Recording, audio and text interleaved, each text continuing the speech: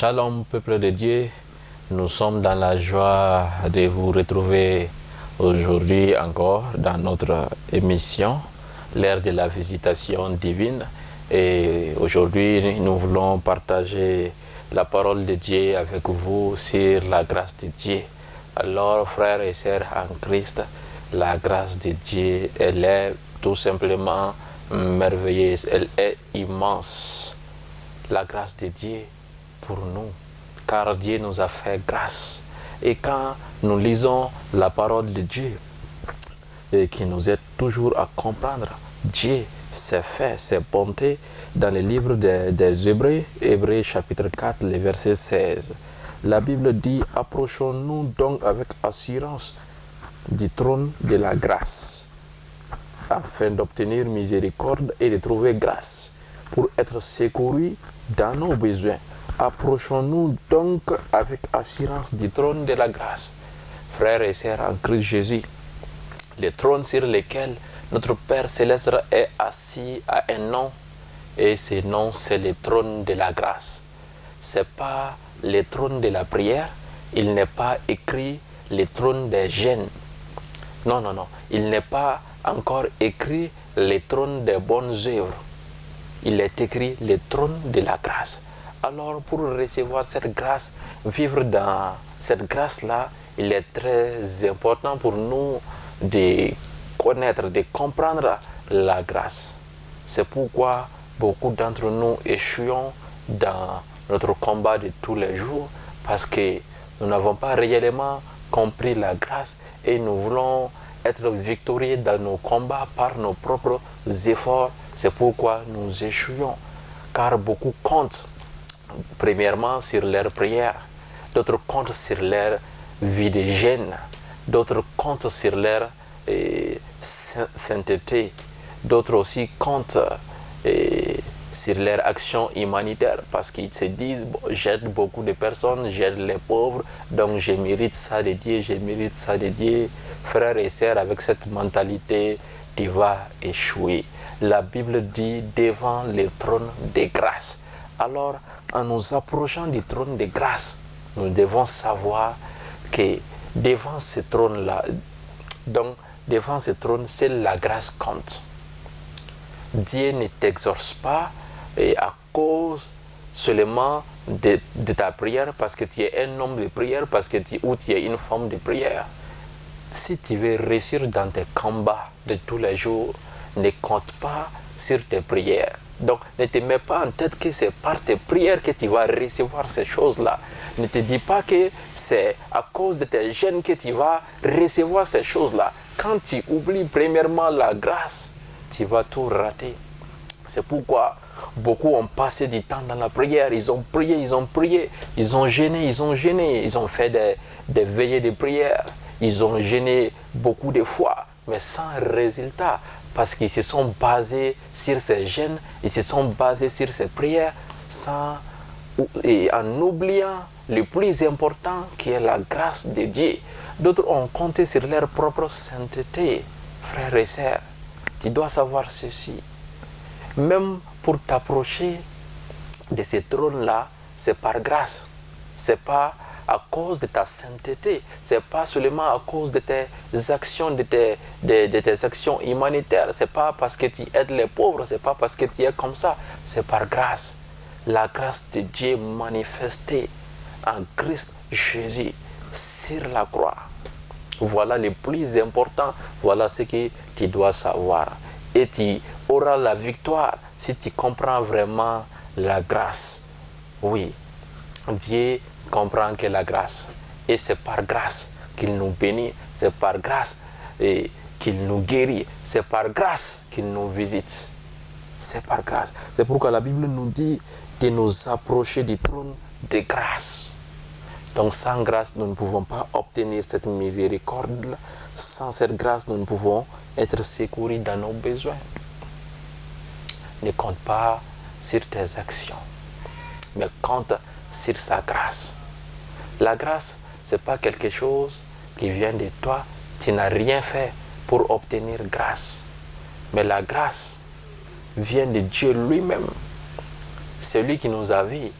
Il a vu que nous sommes pécheurs. Il a vu que par nos propres efforts, nous ne pouvons l'atteindre. Il a vu que par nos propres forces, nous ne pouvons rien faire.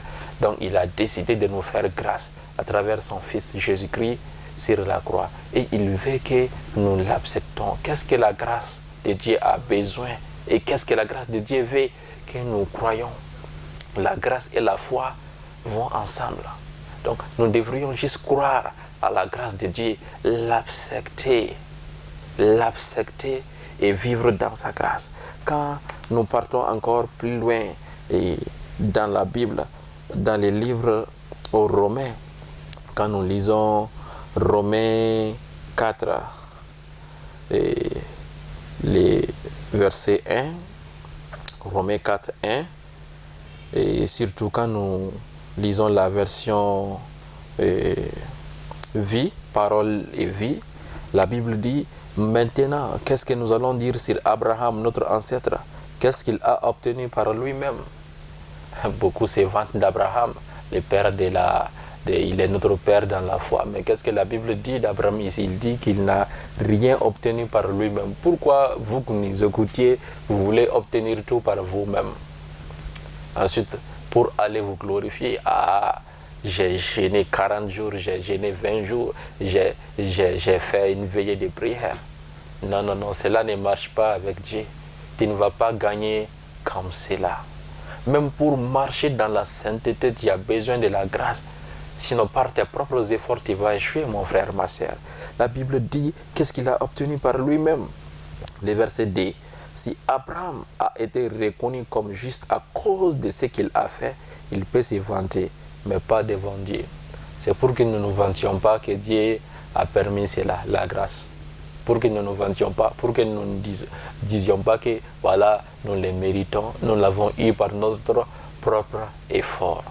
Frères et sœurs, tu ne peux vaincre Satan par tes propres efforts. Tu ne peux vaincre le monde par tes propres efforts. Tu ne peux vaincre même toi-même ta chair, et tes attitudes, là, les péchés là, par tes propres efforts. Sans la grâce, tu vas échouer.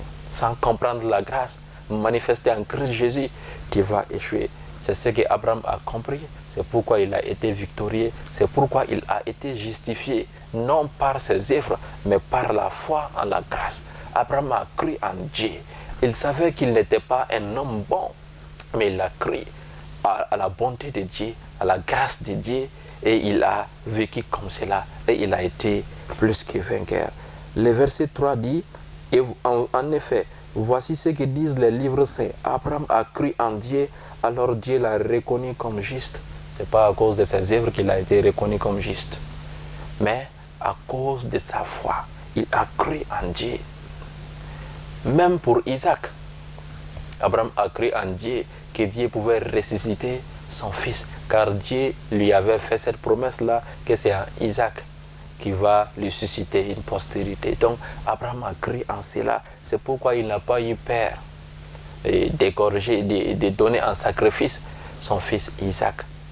Donc il a cru en la grâce. Croyez en la grâce de Dieu manifestée en Christ Jésus-Christ. Dieu ne veut pas que vous vous donnez tant d'efforts pour réussir en quoi que ce soit. Dieu a déjà tout fait dans sa grâce. Acceptez cela. Croyez en cela. Vivez dans sa grâce. Dites, Père, je crois en ta grâce manifestée en ton Fils Christ Jésus. Et par cette grâce-là, je déclare que j'ai tout. Ne gêne pas pour avoir une voiture. Dans la grâce de Dieu, il y a la voiture dedans. Il y a la guérison dedans. Il y a tout ce que tu as besoin pour vivre heureux. Même pour vivre dans la sainteté, je l'ai dit, tu n'as pas besoin de faire des efforts. Non, non, non. En faisant des efforts, tu vas échouer. Qu'est-ce que la Bible dit? La Bible dit que notre vieil homme a été cloué avec Christ sur la croix. Par la grâce, Dieu a cloué notre ancienne nature là sur la croix. Et par cette même grâce, il a donné son Saint-Esprit pour qu'il vienne habiter en nous et nous aide vraiment à marcher, à mener une vie sainte, à marcher dans la sainteté. Tout ça, c'est la grâce. Ne dis pas, oh, c'est fini. Par moi-même, à partir de maintenant, je ne vais plus pécher, je ne vais plus mentir. Mon frère, ma soeur, si tu dis ça, le lendemain, tu vas le faire encore. Parce que tu es en train de compter sur toi-même. Et en quelque sorte, tu es en train de marcher toujours sous la loi. Parce que quelqu'un qui compte sur lui-même, quelqu'un qui compte sur les commandements, quelqu'un qui veut tout parfaire par lui-même, vit par la loi. Et en vivant par la loi, tu vas échouer. Mais quand tu comprends vraiment la grâce de Dieu, quand tu vis dans la grâce de Dieu, tu seras dans le repos. Tu vas vivre dans l'œuvre accomplie de Christ sur la croix. Croyez en la grâce de Dieu. Comptez sur la grâce de Dieu. Approchez-vous devant le trône de grâce et vous allez obtenir miséricorde. Vous allez trouver grâce et vous serez secourus dans tous vos besoins. Dans le nom puissant de Jésus-Christ, j'ai prie maintenant pour vous tous qui m'écoutez. Maintenant que dans cette grâce-là, toute situation, toute difficulté auquel vous êtes confrontés maintenant se termine aujourd'hui par la grâce de Dieu au nom puissant et merveilleux de Jésus-Christ. Tout ce que vous n'avez pas pu obtenir par vos efforts, vos jeûnes et prières, par la grâce de Dieu manifestée en Christ Jésus-Christ, vous les recevez ce soir maintenant au nom de Jésus-Christ de Nazareth. Vous recevez cette guérison maintenant dans votre corps dans le nom de Jésus-Christ. Vous recevez cette délivrance maintenant parce que sur la croix, Dieu a vaincu Satan. Et cette grâce-là vous est donnée. Recevez maintenant la grâce dans le nom de Jésus-Christ. Peu importe dans la situation auquel vous vous trouvez, maintenant la grâce de Dieu vous atteint. Cette grâce manifestée en Christ Jésus. Et par cette grâce, je vous déclare libre. Je vous déclare fécond, vous qui êtes stérile. Je vous déclare libre, vous qui êtes oppressés. Au nom puissant et merveilleux de Jésus-Christ, demeurez bénis. Que cette grâce continue sur vous et demeurez dans cette grâce. Dans le nom de Jésus-Christ, n'oubliez pas, la grâce peut tout faire. Et vous avez tout par la grâce manifestée à son Fils Jésus-Christ. Shalom.